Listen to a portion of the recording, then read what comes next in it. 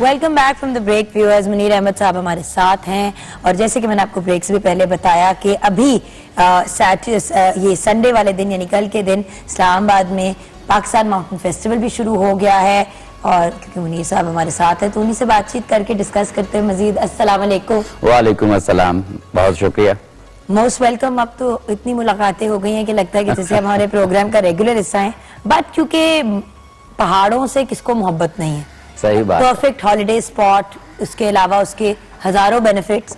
तो आज मैं आपसे ये जरूर डिस्कस करना चाहूंगी कि अभी कल ही कुछ हुआ है तो आपका वीकेंड कैसे गुजरा। मुझे तो लगता है तैयारियों में गुजरा। क्या जुगन, बात यह है कि पिछले कई वीकेंड जो हमारे हैं वो तो पाकिस्तान माउंटेन फेस्टिवल की तैयारी में और पार्टनर्स को मोबिलाइज करने में गुजर गए। हम पिछले कोई 3 महीनों से इसी पे कर रहे थे। तो अब संडे को हमने इस्लामाबाद की जो मार्गला हिल्स हैं, कोई 500 के से ज्यादा स्टूडेंट्स हमने मुख्तलिफ यूनिवर्सिटी से, कॉलेजेस से इकट्ठे किए और उससे हमने मार्गला हिल्स ट्रेल 3 की ऊपर 2.5-3 किलोमीटर की हमने सफाई की। और कैन यू बिलीव कि इतना कचरा निकला कि ढेर बन गया। अब बात यह है कि हम पहाड़ों से मोहब्बत तो करते हैं लेकिन मोहब्बत करने का हमें सलीका नहीं आता। हमें इंसानों से मोहब्बत करने का सलीका भी नहीं आता और हमें नेचर से मोहब्बत करने का सलीका भी नहीं आता।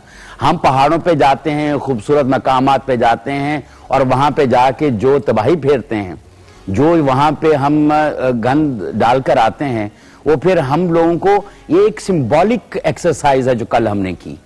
और इसमें सीडीए के मेंबर इन्वायरमेंट वो भी तशरीफ लाए और असिस्टेंट कंट्री रिप्रेजेंटेटिव यूएनडीपी वो भी आए। और मतलब इस तरह से हम ये और बहुत सारी मुख्तलिफ ऑर्गेनाइजेशंस भी इसमें आई। हम सिंबॉलिकली ये बावर कराना चाहते हैं नौजवानों को भी और उनके जरिए से उनके खानदानों को भी और बाकी लोगों को। जैसे अब हम यहाँ पे बैठे हैं, यहाँ पे बैठ के हम ये पैगाम देना चाहते हैं कि पहाड़ों से मोहब्बत करें और इस तरह से नहीं कि उसके लैंडस्केप पे जाएं। क्योंकि आप अगर स्विट्जरलैंड जाएं, अब तो बड़ा महंगा है वहां पे जाना और हमारे बात में पहाड़, हमारे नॉर्दर्न एरिया ज्यादा खूबसूरत है, बट आप स्विट्जरलैंड जाएं और कोई किसी भी ऐसे माउंटेनस एरिया में जाएं तो आप कभी भी कूड़ा नहीं फेंकेंगे, बदतमीजियां नहीं करेंगे, अजीब अजीब मतलब इन्वायरमेंट को पोल्यूट नहीं करेंगे। लेकिन अपने मुल्क में फॉर ग्रांटेड ले लेते हैं। नहीं, उसमें बात यह जुगन के आप जाएं, आप वहां पर पिकनिक मनाना चाहते हैं, पानी की बोतल्स लेके जाना चाहते हैं, लेके जाएं, लेकिन साथ लेकर आने में क्या हर्ज है। क्योंकि अब 2.5-3 किलोमीटर या 4 किलोमीटर ऊपर पहाड़ों में या 10 किलोमीटर ऊपर पहाड़ों में, जैसे अभी हमने कराक्रम में जुलाई में कराक्रम की सफाई की। वहां पे जो बड़े पहाड़ थे, टनों के हिसाब से वहां से हमने उठाया कचरा जो है। अब बात यह है कि जो माउंटेनियर्स जाते हैं, बड़े पहाड़ों में जाते हैं, अब जाहिर है कि वहां पर भी सूरत हाल ये है कि इतना जो माउंटेनियर्स हैं, जो पहाड़ों से मोहब्बत करते हैं, उनको स्केल करते हैं, वो भी अपनी चीजें जो हैं वो वहां पर छोड़कर आ जाते हैं।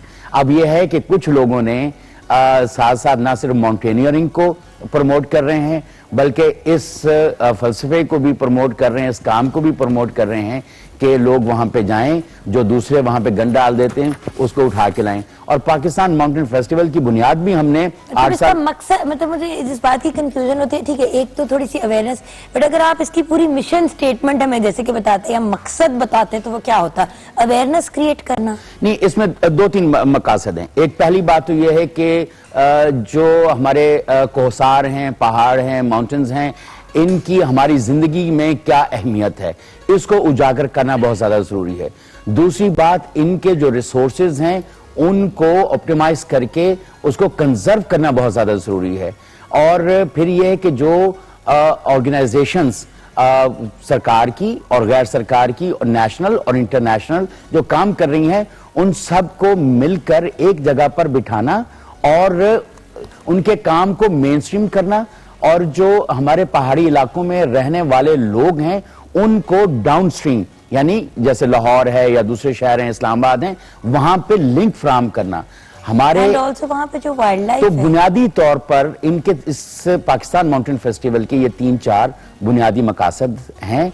और अब पाकिस्तान माउंटेन फेस्टिवल जो है वो दुनिया की जो बड़ी ऑर्गेनाइजेशंस हैं, FAO है, इंटरनेशनल माउंटेन डे है, माउंटेन पार्टनरशिप है, माउंटेन विल्डरनेस है, एवरेस्ट K2 CNR है, इसी मोड है, इन सब की वेबसाइट के ऊपर मौजूद है।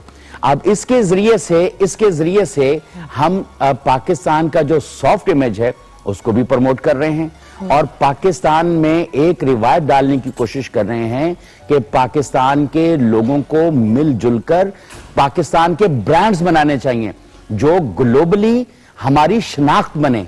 अब हमारी शनाख्त क्या है? टेररिज्म हमारी शनाख्त है, पोलियो बढ़ता हुआ पोलियो वायरस हमारे केसेस वो हमारी शनाख्त है। मैंने इस तरह की नेगेटिव चीजें जो आ जाती हैं, नेगेटिव चीजों से आगे निकलकर हमें मिलजुल कर काम करने और पाकिस्तान के ब्रांड्स बना के अपने जो पॉजिटिव एस्पेक्ट्स हैं उनको मेन स्ट्रीम करने की जरूरत है। तो पाकिस्तान माउंटेन फेस्टिवल एक इसी तरह की कोशिश है। और जो अब दुनिया में 14 पहाड़ ऐसे हैं जो 8000 मीटर से ज्यादा बुलंद हैं, 5 पाकिस्तान में। सही। अब आप K2 जो दुनिया का सबसे यानी बुलंदी के लिहाज से दूसरा बड़ा पहाड़ है और मुश्किल तरीन है, जो माउंटेनियर्स इसको कहते हैं, it's a challenge for mountaineers. इसको चढ़ना, इसकी देवमालाई जो अपनी एक हैसियत है और इसके जो चैलेंजेस हैं, इस पे बहुत सारे लोग जो हैं अपनी जान से हाथ धो बैठे इसको सर करने के चक्कर में। लेकिन इस साल K2 ने अपने सीने पर पांव रखने की इजाजत 49 लोगों को दी, 49 लोगों को। ये पहले कभी नहीं हुआ कि 49 लोगों ने K2 की चोटी को एक वक्त में सर किया हो।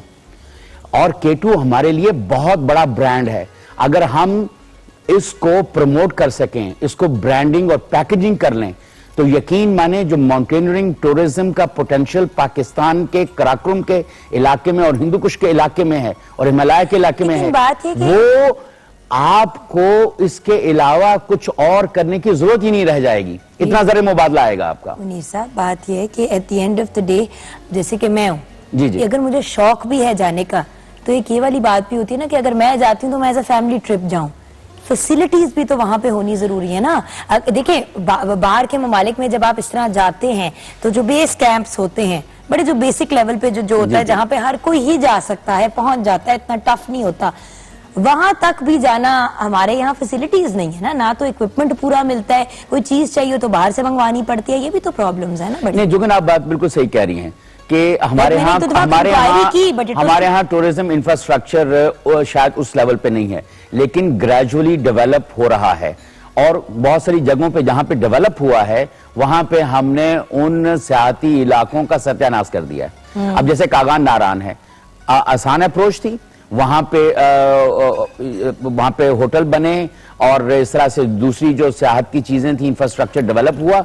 अब आप झील सैफुल मुलूक को देख लें, कभी वहां पर कहते हैं परियां उतरा करती थी और अब वहां पे मक्खियां भिन बनाती हैं।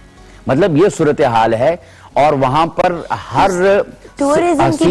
हर सीजन में कई दफा जुगन उसकी सफाई का जो है वो जो मुख्तलिफ गैर सरकारी तंजीमें हैं वो सरकार के साथ मिलकर वहां की सफाई करती हैं। हम क्या करते हैं, जो देखें जाएं, वो इतनी देवमालाई झील है सैफुल मुलूक, मतलब आप उसके हुस्न से लुत्फ अंदोज हों, वहां जाएं, लेकिन वहां पे खुदा के लिए इस तरह से अब वहां पे इतने खोखे बन गए, वो बिल्कुल लगता है जैसे गवाल मंडी बना दिया आपने, घड़ी शाव बना दिया आपने। लेकिन हम लोग भी तो कुछ थोड़ा सा सोचना चाहिए ना कि जहां पे गवर्नमेंट और गैर सरकारी इदारे मिलके वहां पे इंफ्रास्ट्रक्चर डेवलप करते हैं तो हम वहां पे जाके क्या करते हैं। अब इसी तरह स्कर्दू में टेक अ ब्रेक। जी प्लीज, इसके बाद CKNP की बात करेंगे। जरूर, एक छोटी सी ब्रेक लेते हैं। ब्रेक के बाद जब वापस आएंगे व्यूअर्स तो मजीद इसी बात को यहाँ से कंटिन्यू करेंगे। But definitely food for thought है, इसके बारे में सोचे कि जब हम कहीं भी जाते हैं अपने मुल्क में तो हम उसकी रिस्पेक्ट क्यों नहीं करते। मैं अक्सर कहती हूँ अपनी चीजों की हम इज्जत नहीं करते, लेकिन बाहर वाली चीजों को सर पे उठा के बैठा लेते हैं। तो जहाँ चैरिटी बिगिंस एट होम, तो respect also begins at home. Break के बाद मिलते हैं।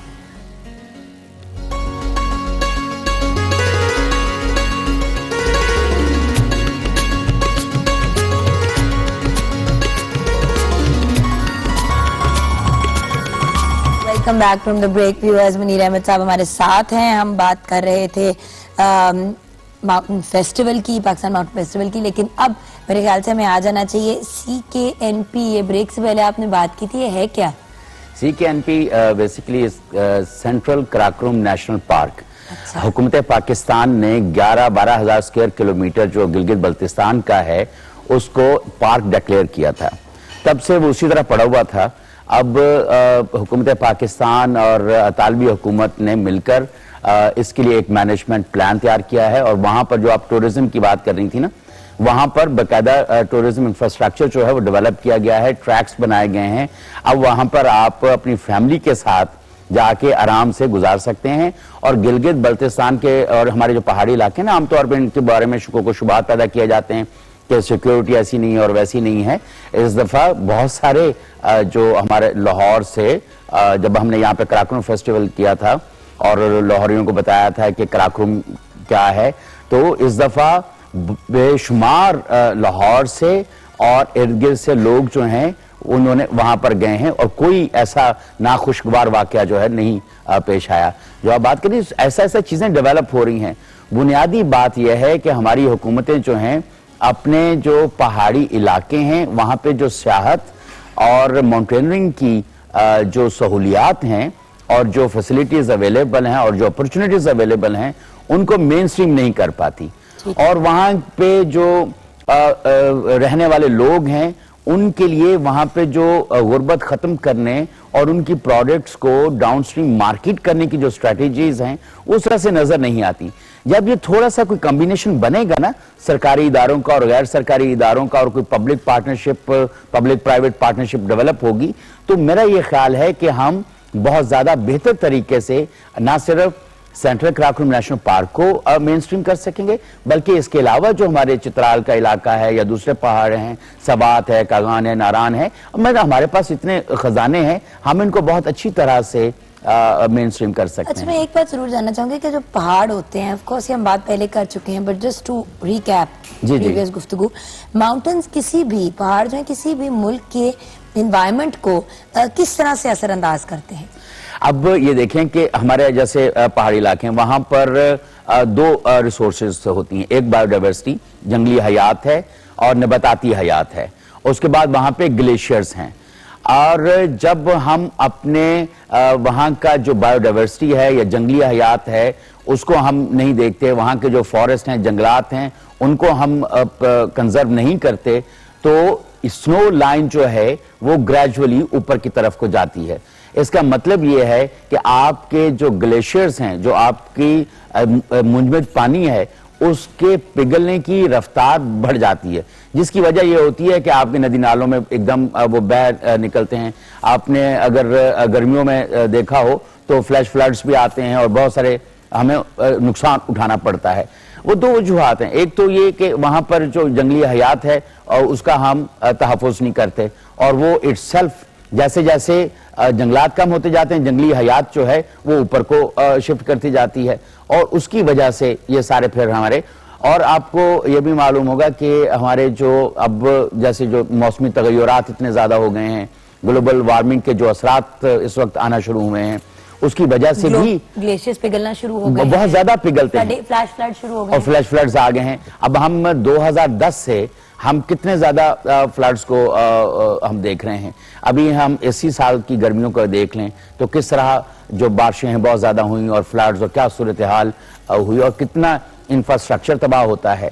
जब ग्लेशियर्स पिघलते हैं तो ग्लॉफ फिनोमिना जो है, ग्लेशियर लेक आउटबर्स्ट फ्लड्स, वो पिघलने से जो वहां पे डिप्रेशन होते हैं वहां पे लेक्स बन जाती हैं, और फिर जब उनका बंद टूटता है तो बस्तियां की बस्तियां जो हैं तबाह हो जाती हैं। तो हुकूमत पाकिस्तान का एक प्रोजेक्ट है ग्लॉफ, वो इस हवाले से काम कर रहा है, ना सिर्फ साइंसदानों के साथ बल्कि कम्युनिटीज के साथ, और अवेयरनेस रेजिंग का भी काम कर रहा है। और वो भी हमारे पाकिस्तान माउंटेन फेस्टिवल का हिस्सा था, है, बल्कि अभी 8 दिन तक एक्टिविटीज उनके साथ भी रहेंगी। और हम डाउनस्ट्रीम भी लोगों को बता रहे हैं कि किस तरीके से ग्लॉफ फिनोमिना होता है। और ये जो पूरा जो फिनोमिना है, ये सारा जो मौसमी तगय्युरात हो रहे हैं सारा, इसमें सिर्फ एक है, अगर हम अपनी कार्बन इमिशंस जो है वो कम कर लें। कार्बन इमिशंस आपकी गाड़ियों से जो धुआं निकलता है उसमें कार्बन इमिशंस होती हैं, आपके जो रेफ्रिजरेटर हैं और इस तरह की दूसरी चीजें हैं, तो आप काफी हद तक ऑलमोस्ट खत्म ही हो गए, अब तो वो अवेलेबल भी नहीं है ना, गैस को नहीं है। लेकिन फिर भी सबसे ज्यादा जो हमें नुकसान होता है वो हमारी गाड़ियों की इमिशन से है। अब जैसे अब लाहौर में देख लें, इवन अभी सुबह आते हुए आप अपनी, हालांकि सुबह को फ्रेश एयर होनी चाहिए, लेकिन आप कार्बन को आप स्मेल कर सकते हैं, आप सांस लेना अभी सुबह के, जब दोपहर हो जाएगी तो आप कहां पे कार्बन को देखते हैं, और शाम तक जो है पूरा शहर जो है और इर्द गिर्द का पूरा इलाका जो है वो किस तरह धुएं से भर जाएगा। और ये धुएं से भरते हुए शहर जो हैं हमारी जिंदगियों में धुआं भर रहे हैं, और हमें ये नहीं पता चल रहा कि हम क्या कर रहे हैं। हम लग्जरीज की तरफ जाते हैं कि मेरे पास गाड़ी है और मैं अकेला गाड़ी ड्राइव करके एक जगह से दूसरी जगह जाता हूं। हम अपनी गाड़ी के ऊपर अपना एक बच्चा बिठा के या दो बच्चे बिठाकर लेके जाना पसंद करते हैं, लेकिन तो हम पड़ोसी को साथ फैसिलिटेट अगर कर लें। खैर, like I said on the programme many times previously also, कि जैसे कि अब हम जो 4 फ्रेंड्स हैं उन चारों ने, क्योंकि जब चारों के बच्चे एक स्कूल में साथ पढ़ते हैं और उसके अलावा सब ने डिफेंस की तरफ वापस आना होता है, तो हमने कारपूल का सिस्टम रखा हुआ है। जबरदस्त, सारे बच्चे एक साथ जाते हैं, सारे आते हैं साथ, गाड़ी भरी हुई बहुत जाती अच्छी बात है, क्योंकि इस तरह 3 गाड़ियां कम हैं, 3 गाड़ियां कम होती हैं जो रोड पे तो जाती इसी हैं। तरह कोलीग्स जो हैं वो भी अगर एक तरफ से आ रहे हैं वो एक दूसरे को पिक करते हुए आ सकते हैं, अगली दफा दूसरा कर पूरी सकता दुनिया है। में कारपूल का सिस्टम जो है कारपूल इतना का- कॉमन है। जब मैं कनाडा में होती थी तो सभी कारपूल करते कारपूल थे, करते थे। पेरेंट्स भी करते थे, कॉलीग्स भी करते थे। आपस में अगर ग्रोसरी लेने जाना है तो नेबर से भी पूछा कि I am going grocery shopping, किसी ने साथ जाना है तो सारे साथ ही चले जाते थे। इन चीजों से बड़ा डिफरेंस क्रिएट होता है। 4-4, 6-6, 8-8, 10-10 गाड़ियां अगर एक नेबरहुड से कम हो जाएं तो क्या ही बात। दूसरी ये है कि फ्यूल एफिशिएंसी जो है, अब हर गाड़ी में से ऑलमोस्ट धुआं निकल रहा है। आपके मोटरसाइकिल मैंने भी देखा है कि सड़क पे बेशुमार मोटरसाइकिल, और किसी और के मोटरसाइकिल होंगे, मेरे मोटरसाइकिल है। देखिए गाड़ियों के अंदर से आप उनकी अगर वक्त पे ट्यूनिंग कराएंगे आपका फ्यूल बचेगा, और फ्यूल कितना महंगा है, उससे आपके जो गाड़ी का इंजन है वो उसकी परफॉर्मेंस बेहतर होगी। मतलब बहुत सारी छोटी छोटी सी ऐसी चीजें हैं जिनके अब क्या है कि आप हर दूसरी सड़क पर चले जाएं, स्वीपर्स ने कचरा इकट्ठा करके उसको आग लगाई हुई होती है। हम अपने मोहल्लों में देखते हैं कि हम बहुत सारा कचरा इकट्ठा करते हैं, अपना खुद अपने घर के सामने उसको रख के उसको आग लगा देते हैं। हम क्या कार्बन मोनोऑक्साइड इतना ज्यादा एटमॉस्फेयर, बात ये कि आप अपने आप को भी मार रहे हैं, अपने बच्चों को भी मार रहे हैं। जो आपके घर में लोग हैं वो मतलब वो वाली, आपको लगता है कि क्योंकि आपकी गेट आपकी दहलीज से बाहर है तो it doesn't matter, but it matters. बिल्कुल सही बात है। दूसरा ये है कि हम अपना, अगर इसी माहौल की हम बात करें तो हमारा जो सिवेज है उसको हम फेंक रहे हैं। ये छोटी छोटी सी ऐसी चीजें हैं जिसको हम कंट्रोल कर सकते हैं। जब हम पहाड़ों की बात कर रहे हैं और इस सारे मौसमी तगय्युरात की और कार्बन, अब उसमें सबसे एक जो दूसरा बड़ा फिनोमेना कार्बन इमिशन के बाद जंगलात की कटाई है। वो कम्युनिटीज के लोग कहते हैं, ये कम्युनिटीज के लोग जो हैं ये जंगलात की कटाई में मुलव्वस हैं। मैं ये कहता हूं कि ये जंगलात वाला ये जो टिम्बर माफिया है इसको भी कंट्रोल करने की जरूरत है। सही, thank you so much Munir साहब। जब भी आप आते हैं कुछ सिखा के ही जाते हैं। बहुत सी बातें जो सर ने की, छोटी छोटी सी टिप्स हैं, अगर हम उनको अपनी जिंदगी में इम्प्लीमेंट कर लें तो उसका फायदा ही है, कोई नुकसान नहीं। और at the end of the day आप अपने एनवायरनमेंट का ख्याल नहीं रखेंगे।